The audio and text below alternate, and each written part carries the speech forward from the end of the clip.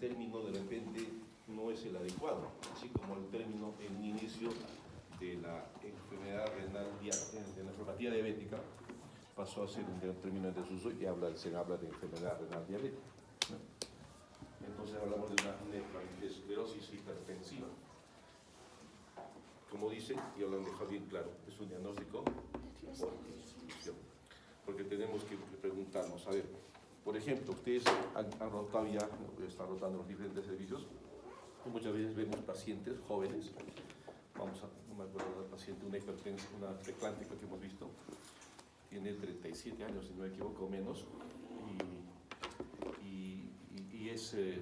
le preguntan, y otros pacientes más le preguntan, ¿cuál es su causa de hipertensión? Ustedes saben, digamos, la causa de daño renal que está en diálisis, ¿no? Y muchos veces responden hipertensión. Pues no, han visto que tiene que ser más o menos, por lo menos 10 años para un compromiso renal y para llegar a estadio 5, 15 a 20 años o tan o similar como lo que es la enfermedad renal diabética. Entonces, desde allí ya tenemos que hacer un diagnóstico, aproximarnos, ¿no? La hipertensión no es el daño de esta persona. Así como una preeclámptica o una glomerulopatía primaria. Aquí nos ponen el ejemplo, hablan de glomerulosclerosis focal y segmentaria, ¿no? Que es relacionada a un trastorno genético. Entonces, sí existe, ¿no? Ya lo pusieron los estudios y investigaciones cuando hicieron inicialmente si esta presión alta dañaba riñón y no, estudios así como mencioné a ratones, y sí, cuando habían constricciones de las arterias renales, por largo tiempo estas presentaban complicaciones, eso es indudable, ¿no? Entonces, ahí como lo dice la traducción, ¿no? Nefroesclerosis al final. Y nos ponen acá, ¿no? Hipertensión o enfermedad renal crónica. ¿Cuál es, no? Es cierto, una glomerulopatía primaria hace hipertensión, es correcto, pero la glomerulopatía primaria tiene unas características diferentes a la presentación. Por ejemplo, hablando de glomerulosclerosis, tiene proteinuria ya en rango nefrótico, muy probable, y esta no hay que tenerla así. Entonces tiene características que las vamos a revisar para definir bien de nefroangiosclerosis, ¿no? Y dice, pacientes que presentan enfermedad renal crónica, o sea, diagnóstico de enfermedad renal crónica, como ya saben el concepto, pero tiene un diagnóstico previo o de larga data de hipertensión. Larga data de hipertensión. No que me diagnosticaron hace tiempo, hace poquito, no sé cuál. Ahora, puede ser también que no sea subdiagnosticada, pues no es muy común hoy en día, pero hay gente que todavía no va a los servicios de salud. Perdón un rato, como les comentaba.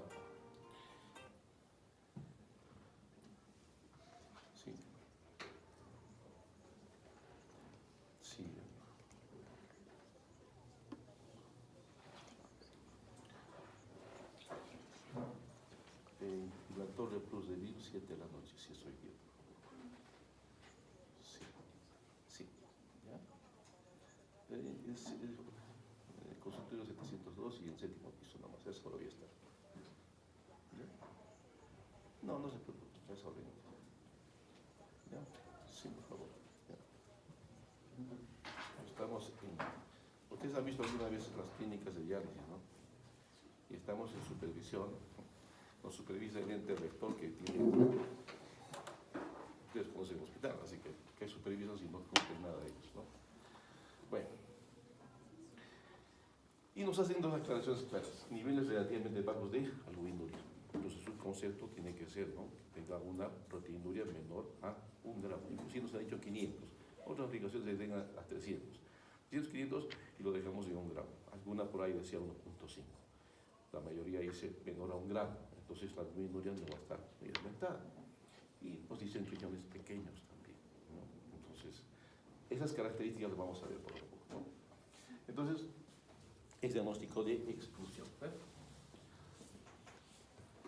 Vamos.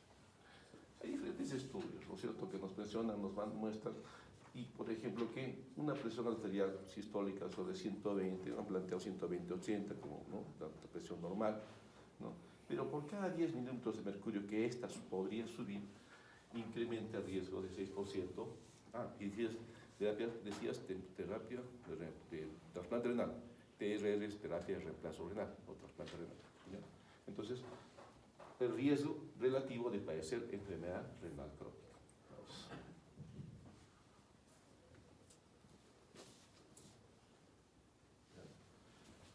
Estamos en esta, ¿no? Por cada 10, así como nos dicen que con solo bajar la dieta y el peso te baja también 10 milímetros de mercurio la presión arterial. ¿Sí? Ahora, va a haber, pues, ¿no?, histológicamente un daño vascular, glomerular y tubular intersticial.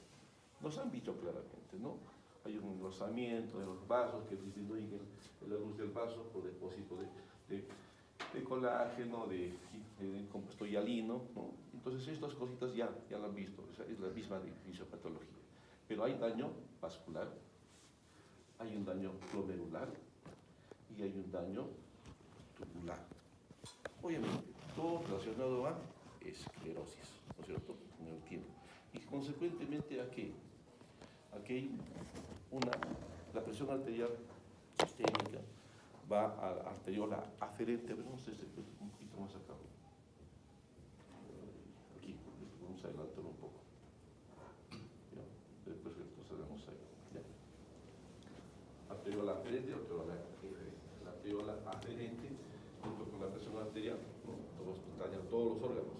Daño de retina, ¿no?, cerebro, son daños de órganos blancos, ¿no es cierto? Ya. Entonces, esta hipertensión arterial va a ser sistémica. ¿Y qué hace la arteriola aferente? Se construye para proteger lo que pasa dentro del glomérulo. Entonces va a haber la filtración no se quiere alterar, se conserva. Pero este daño es tan permanente o persistente que se agotan los recursos. El óxido nítrico se agota, hay una mayor filtración. Al final, esta hiperfiltración glomerular va a haber, como sucede en la nefropatía diabética, ¿no?, daño de las diferentes tejidos del endotelio, daño de la membrana basal y daño del pocito. Consiguientemente, pérdida de proteinuria no en rango nefrótico y con el tiempo una esclerosis glomerular. ¿Ya? Eso es lo que va a pasar a nivel de... ¿No? Ya. Entonces, me voy a sentar un poco con la pierna. Tenemos, por tanto, los factores promotores, factores predisponentes y al final el resultado, ¿no es cierto? Hipertensión de larga data, o que poco en el tiempo va dañando los órganos blancos. El riñón es un órgano blanco. Si tiene dislipidemia, tabaquismo, ¿no?, resistencia a la insulina, etc., son factores de riesgo, ¿no? Factores predisponentes, ya nos han dicho, carga genética. La nefropatía diabética también tiene carga genética, factor racial, afroamericanos. ¿Ya? Entonces, una enfermedad microvascular intrínseca con factores genéticos, etnia negra, que dice acá, oligonefrodia congénita. Hemos dicho y hemos visto bien que el no nacer o tener bajo peso al nacer o una edad gestacional no completa tiene disminución del grupo de nefrones. Entonces también es otro factor que interviene para que haya una nefroesclerosis. Por tanto, también un envejecimiento, obviamente, todos envejecemos, la piel se te pone de la que era tu piel tersa, suave, comienzan a haber arrugas y se endurece. Es una piel que se endurece, se fibrosa. Resultado fisiopatológico: lesión microvascular glomerular, lesiones en las arterias renales grandes, ¿no?, y una isquemia, como se ha descrito en la anatomía patológica, e hipertensión glomerular, porque ya su sistema de aferente se agota, entonces la hipertensión se convierte a todo el glomérulo y hace la nefroangioesclerosis. ¿Sí? Pero ¿qué nos dice acá? Hipertensión arterial de mal control. No es que todo un hipertenso de larga data, por sí 10, 15, 20 años de hipertensión bien controlado, sí, pues influirá en algo en el compromiso renal, pero no necesariamente en forma severa, ¿no? Entonces dice de mal control. Y ustedes han visto y van a ver en sus pacientes, cuando ustedes interrogan, ¿no? Oye, ¿qué pastillas toma usted? La azulita, la amarillita.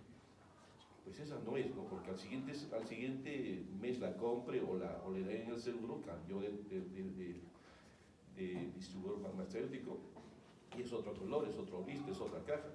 el misma farmacia o la industria farmacéutica cambia el nombre. Entonces, ahí no está adherido a su tratamiento. Segundo, ¿cómo tomas? Tienen que preguntarle, ¿qué toma usted? Valsartán. Ya. ¿Y cómo toma? Mi esposa me da, o sea, no hay adherencia al tratamiento. Entonces ya estás viendo que ya comenzaste mal con un paciente que está con la presión alta y encima no sabe bien cómo tomar la pastilla. Ahí está lo que decía, vasoconstricción arterial aferente. Esta va a condicionar una isquemia glomerular en el tiempo, pérdida de masa renal, obviamente, y una hiperfiltración compensadora. Comienzan los glomérulos que todavía están bien, comienzan a funcionar por el otro que está mal, la albuminuria que no es renal nefrótico, y al final es la fibrosis, ¿no es cierto? Ya está.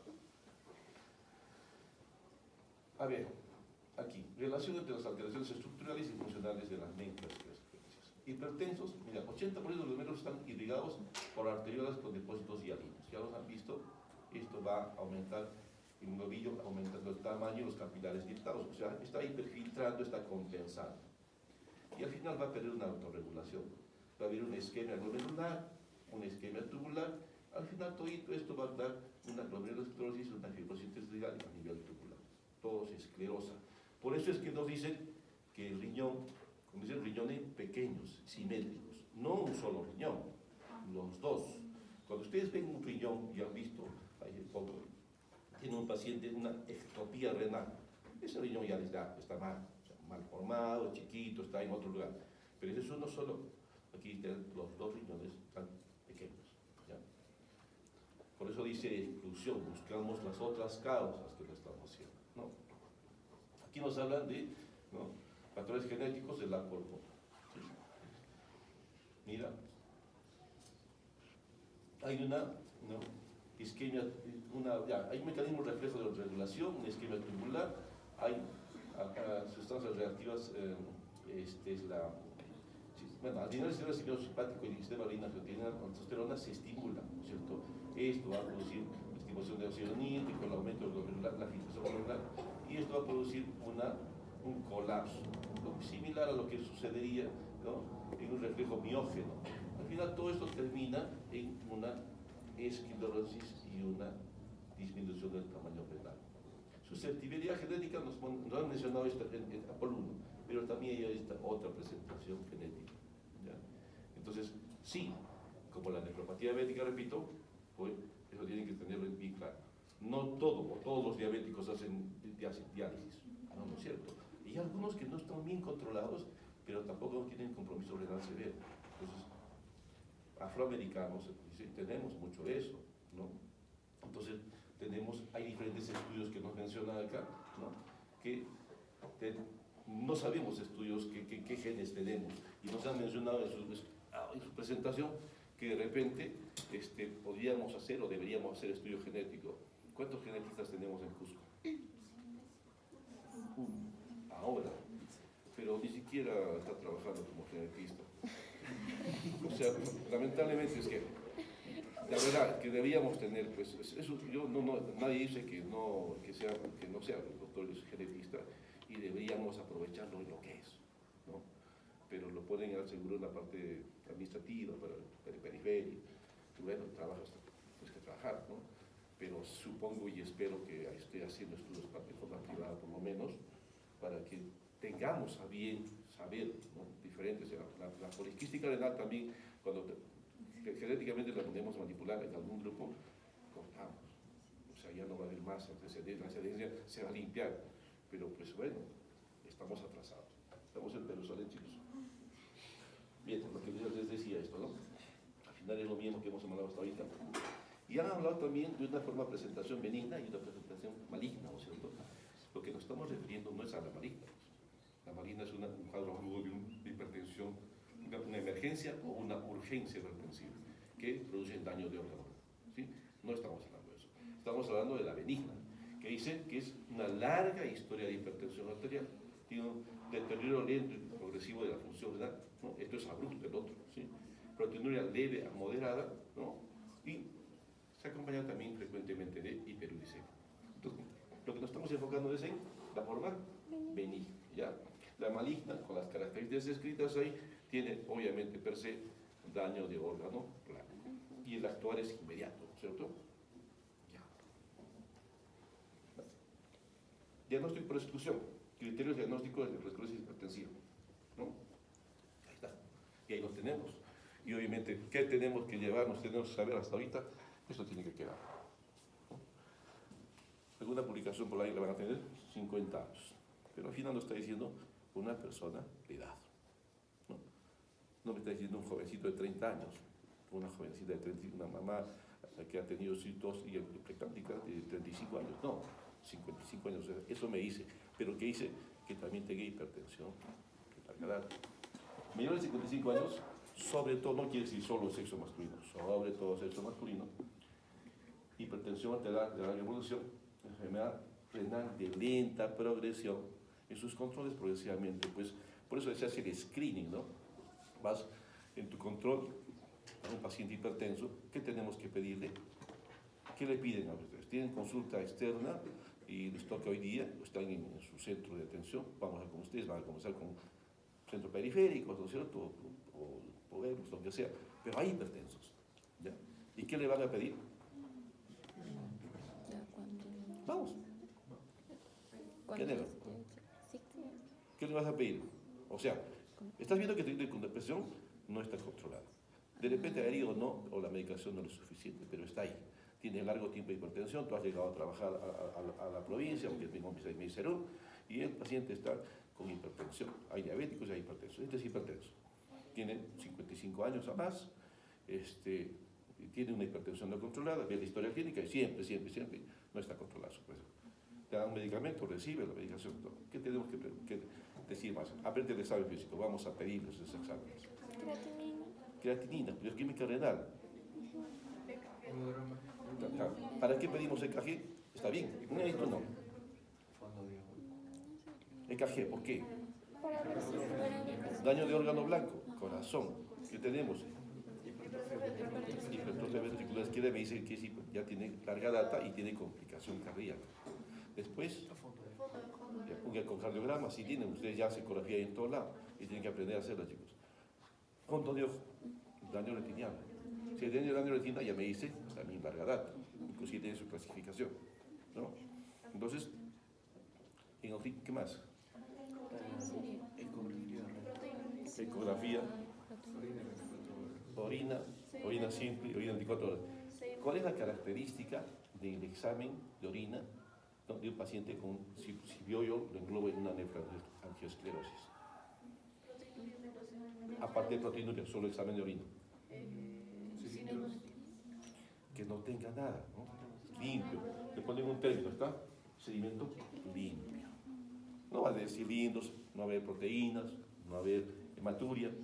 ¿Por qué? Porque es limpio, o sea, estamos viendo por exclusión. Si tiene hematuria, hipertensión, de repente es IgA, de repente es, que por cierto es la forma más común, ¿no?, de glomerulopatía, una que nos ha mencionado, glomerulosclerosis. Entonces, de larga evolución. Enfermedad renal de lenta, y decía creatinina. Y la creatinina, ves ahí, tú ves sus controles previos que tomaron, está con 1.5, ahora tiene 2.1. ¿No? Ya está haciendo, sí, va por ahí. Pero igual, sigo descartando que no tenga otras cosas, ¿no? Y la proteinuria, como lo dicen, menor a 24 horas con un examen completo de orina o sedimento de orina limpio. Iones normales o pequeños. El hipertenso entra a diálisis orinando poco o no orina. ¿Ya? A diferencia de una glomerulopatía o diabético que entra orinando, ¿no? Y por eso muchas veces el diabético no cree que esté mal porque orina clarito. Y la orina debe ser normalmente, ¿qué color tiene? Amarillo ámbar. Amarillo ámbar.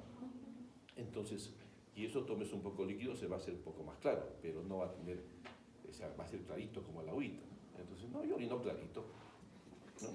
Pero orino alto, sí, pues hiperfiltra, ¿no es cierto? Entonces, mójense, ¿no? Diferentes etapas y sigue orinando, ¿no? Y ecográficamente, de pie es la ecografía, tú haces ecografía, dice, riñones grandes, con célula radiofrecuencia corticomedular y poco hiperrefrigentes. Y el ecografista dice, evalúe el cuadro clínico, o sea, te tira la pelota a la cancha. Y dices tú, ¿y ahora qué hago? Tiene creatinina en 5, tiene ya anemia y tiene un riñón normal, aparentemente. Diabético. Entonces, el diabético sale de la norma. Entonces, una vez más, riñones, pacientes con enfermedad renal crónica y con tamaño renal normal o hasta aumentado el tamaño. ¿Cuáles son?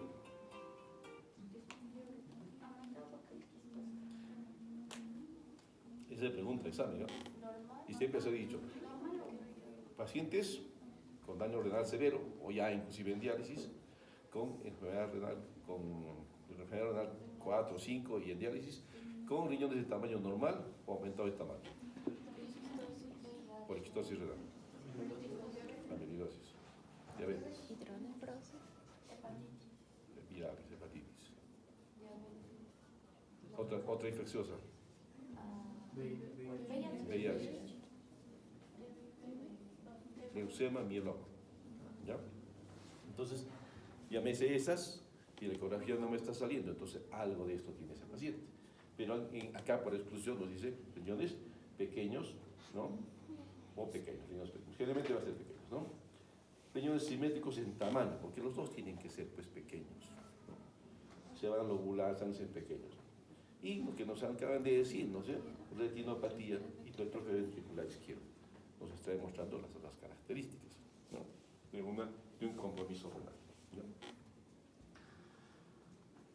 Esto un poquito más amplio nada más, ¿no? Nos pone ahí historia familiar de hipertensión arterial. Sí, pues, preguntamos siempre, ¿no? ¿Tu papá quién? Y, sí, mi mamá era hipertensa. Acá nos ponen como 50 años. Hipertensión arterial de largo tiempo de evolución, de repente está más completo esto. Hipertrofia de ventrículo, daño vascular arteriosclerótico, sí. Ausencia de diabetes. Tenemos que ser, ¿no? Ausencia de otra enfermedad. No solo de diabetes, ausencia de otra enfermedad que pueda estar, ¿no? Nivel de creatinina ya nos ponen unos valores acá, 1.3 a 2. El filtrado glomerular ya va disminuyendo, la proteinuria menor. Insuficiencia renal inicialmente leve, lenta progresión, sí. Sí, es importante. Dislipidemia. ¿Quién produce arteriosclerosis? La dislipidemia. Riñones simétricos y acá también. Raza negra predominantemente. ¿Ya? Entonces, diagnóstico por exclusión y ahí tienen los... generalmente no se biopsia. Si hacemos biopsia renal cuando tenemos dudas del diagnóstico. ¿Ya? Has hecho. Y a todo paciente que entra a hospitalización les hacemos sus exámenes complementarios, ¿no? Daño renal, ¿cuán daño renal tiene para establecer como crónico terminal? ¿No? Fósforo alto y pulmón y anemia y todo lo demás, ecografía. Pero cuando tú tienes un debut que todavía funciona el riñón, que tiene una depuración mayor a 30, porque en estadio 4 ya no se hace biopsia renal. Porque si tú tomas una biopsia renal, lo que vas a ver es esclerosis glomerular. Entonces, es una nefropatía hipertensiva que tú estás orientando en estos casos y ya tiene que haber compromiso renal. La biopsia no va, porque la biopsia es para diagnóstico, pronóstico y tratamiento. Y si ya está avanzado en 4, estadio 4 con hipertensión como antecedente de larga data, vas a encontrar esclerosis nada más, no va a tener diagnóstico. Entonces, la biopsia sí nos sirve encima de 30 o grado 3 para arriba. Bueno, las definiciones de hipertensión arterial tienen claras, solamente para decir que, ¿no? Acá, bueno, diagnósticos diferenciales. Nos han puesto unos cuantos allí, aquí tienen otros, ¿no? Hipertensión maligna, aterotrombosis renal, nefropatía isquémica, una estosis focal y segmentaria que se ha dedicado a la publicación a defender con un cuadro relacionado a la columna, ¿cierto? Ya. Queríamos, no se cargó, no sé qué fue con la diapositiva. Pero el objetivo,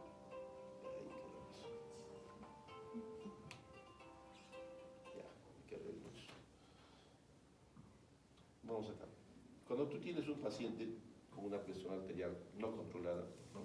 Y el objetivo será reducir, dice ya no 10, sino 20 milímetros de mercurio, ¿no? A la cabeza encontramos IECAS y ARAS. Para todo paciente generalmente tiene que entrar un IECA y un ARA para controlar la hipertensión y de alguna manera también ya nos sirve para evitar o menor compromiso de medio renal, ¿no es cierto? Podríamos usar cualquier otro, ¿no? De repente un cancertagonista, un nifedipino, un amlodipino, pero las guías nos sugieren que comienza con estos. Inclusive dice primero diurético, cambio de estilo de vida, obviamente. tú tienes que bajar esto, nos sugieren yecas diarios, pero si no estás consiguiendo, pasas a un diurético tiacídico. Después dicen, ¿no consigues el valor de qué? 130, 80. Nos han dicho, ¿no es cierto? 130, 80. Y cuando hablamos de nefropatía hipertensiva, hablamos o con pérdida de proteinuria, en todo caso, 125, 75. Ya. Estamos exigiéndonos un poco más. Sería lo ideal de repente. Pero un paciente mayor, ya con aterosclerosis, no vamos a conseguir el valor, ni siquiera de repente Dios. Perdón, ¿qué tal? Luisito, dime. Mano, yo no sé, así tienen que entender, hermano, si no va a poder realizar porque no se puede hacer, no lo vamos a montar pues con 50.000 por simplemente. No se puede, no es no es instrucción. Entonces, si viene mañana a primera hora, sí, mañana a primera hora, y así un espacio. ¿Ya? Por favor.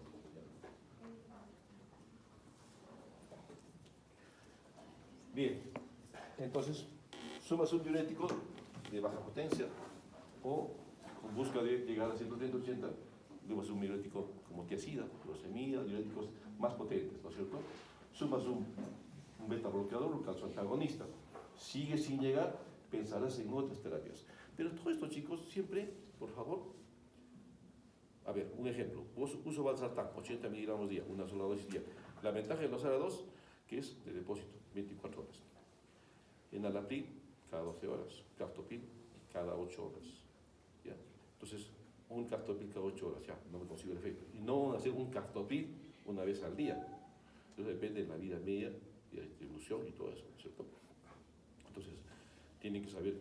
Entonces, llegan a su centro de trabajo y con qué medicamentos contamos. Y que tienes que revisar todos los medicamentos para saber cómo vas a medicarlos.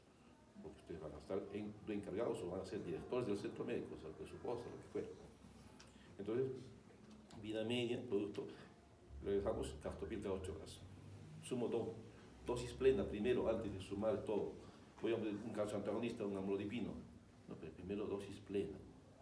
¿Te es cómodo o no? 2 captopriles cada 8 horas. Enalapril 2 cada 12 horas, 20 miligramos cada 12 horas. O un ARA2, valsartán, 2 al día. Se está estilando, no sé, por conveniencia, no sé, cada 12 horas hacemos entre valsartán, irbesartán, todos cada 12 horas. Cuando la dosis es única, bueno, ahí está. Pero pones dosis tope del medicamento y recién agregas un segundo antihipertensivo, ¿no? De repente un diurético en primera instancia, después llegas a la dosis tope del diurético y pones un segundo antihipertensivo. Dosis tope de este antihipertensivo, tercer antihipertensivo. Ustedes han visto los pacientes renales en la consulta, tienen 3 o 4 pastillas. ¿Y de qué depende muchas veces? Que no controlamos bien el volumen, el continente y contenido. Si está en orina, sácale más agua. Y la forma de decir hasta cuándo saca agua es cuando le da calambre. Pero también tenemos que ver si este paciente tiene hipoaluminemia. Si tiene hipoaluminemia, no come bien, entonces se desgasta. Cada vez que entra a hemodiálisis es un desgaste calórico proteico. Es como si estaría entrando al gimnasio, a la silla, a la corredera y no comiera. Entonces, y circulación extracorpórea, bueno, la sangre calientita, tu sangre está saliendo y está circulando afuera. Estás perdiendo calorías y a la vez pierdes proteína. ¿Ya? Entonces, si no come bien, tiene hipoaluminemia. Y hipoaluminemia igual edema, policerositis. Le saco el agua y le da calambre. Es que el agua está en tercer espacio. Entonces, no solamente tiene que darle calambre, sino tienes que ver su condición. ¿Ya? Al final, nuestra estrategia, nuestro objetivo, vamos a quedar en 130-80. ¿Ya? Lo que trataremos de hacer. Algunos pacientes que tienen esclerosis, ¿qué nos decían otro valor? 140-90, ¿no es cierto? Mínimamente será eso, pues, ¿no? Entonces, un paciente viejito que siempre lo ha mantenido. Ahí no hablamos el mismo idioma, ustedes se han fijado con cardiología, ustedes se han rotado, ¿no es cierto? Nos dicen, para su edad está bien, o les han dicho que tienen que llegar a 130-80. No han escuchado eso, simplemente nosotros como pacientes, como nefrólogos, no queremos que el paciente entre a diálisis. Entonces las guías lo dicen eso, ¿no? Que se me ocurrió a mí, ¿no? Sin embargo, sí entendamos que el paciente con senil, de larga data, por lo menos estará en 140-90, ¿no? Y esto para decir una cosa más acá. los diferentes medicamentos y formas como tienes que hacer para controlar tu hipertensión arterial. Hacemos 1000 cosas. Bueno, también es cierto, tomas Irbesartán genérico. Tengo un paciente que es médico y él trabaja en la parte administrativa y defiende pues los genéricos. Bueno, eso es su chamba, bueno, pero en experiencia propia tomas Valsartán 80 miligramos, son 160 miligramos dosis tope, mañana y noche, y no te corrige. Y tomas un Exforce que tiene Valsartán de marca, más un amlodipino que ya las mezcló previamente, de marca, y le baja la presión arterial. Entonces, de todas maneras, pues, ¿no? Un medicamento traído desde la India, porque son hindúes generalmente, en barcos, vienen en contenedores, pues, vean el lote, ¿no? Y los encapsulan, y que sea más barato que un producto que lo haces acá. Ya te dice mucho, ¿no? Una cosa, esta diapositiva, ¿para qué? IECAS y ARAS no se mezclan. Hay mayor mortalidad, hay un evento vascular, pero hasta ahora vemos, le dan su ARA y su captopril para cuando te suba la presión. No, pues, simplemente tú tienes que llegar a un estándar de controlar la presión arterial y así tendrás menos complicaciones renales, ¿no? O complicaciones de órgano blanco, ¿ya? Bien, entonces más o menos ese es el esquema, ¿no es cierto? ¿Es una de exclusión? Sí, pero tenía sus características, ya las sabemos, ¿no es cierto? Y no es que no exista, ¿no? Sino el término de repente, como dicen, es de nefroangiosclerosis para comenzar, ¿no? Acá, objetivo de la presión arterial, ahí está, lo que decía, 140-90 o mejor, 130-80 para pacientes que tienen algún riesgo vascular o proteína, ¿sí? Y ARAS, ahí la estrategia viene con diuréticos, la cosa que controles. La proteinuria, ¿con qué bajo la proteinuria? Y es casi ARAS, ritmo de vida, ¿no? Comer sano, ¿no? Ejercicio, por todos lados está ejercicio. ¿Quién está acá en ejercicio? Nosotros que decimos, el médico que le decimos, no fume, no tome, haga ejercicio. Y estamos ahí gorditos en el escritorio, ¿no? Entonces, la verdad, una mea culpa para revisar el tema hoy día. Y hay que hacerlo, pues, o sea, uno envejece y tiene que envejecer bien también. Entonces, para todos, ¿no? Porque ustedes ya ven a su bar, háganlos caminar a sus papás, ¿no? Te compras la bicicleta trotadora y sigue ahí para colgar sacos, ¿no? Debemos usarlos, ¿no? Dislipidemia, un factor importante, LLL menor a 100, ¿no? Siempre. Y comer las grasas buenas, ¿no? Palta, aceituna, omega 3, pescado, ¿no? ¿Qué comemos? Chicharroncito, lechoncito, ¿no? Las butifarras, ¿no? Aspirina, si hay riesgo. ¿Y cuánto de aspirina? 75 a 100 miligramos día, no más, ¿no? También es un factor inflamatorio para el estómago y también para el daño renal. Pero si es que hubiera eventos o antecedentes de eventos cardiovasculares. Y también se relaciona con la presencia de ácido úrico alto. Entonces sí, la deberíamos tratar. Siempre y cuando tenga hiperuricemia. Si no la tiene, no es necesario, ¿ya? No es que le vamos a dar como cuando yo llegué al hospital, tenían ahí amlopurinol, colchicina, tiamina, prusina, ácido fólico. O sea, era una receta de cocina a toditos. Eso ya cambió, pues, ¿no? Entonces va a evolucionar en el tiempo, ¿ya? Bien, chicos, eso es. No queda tiempo porque el tema de nefropatía diabética es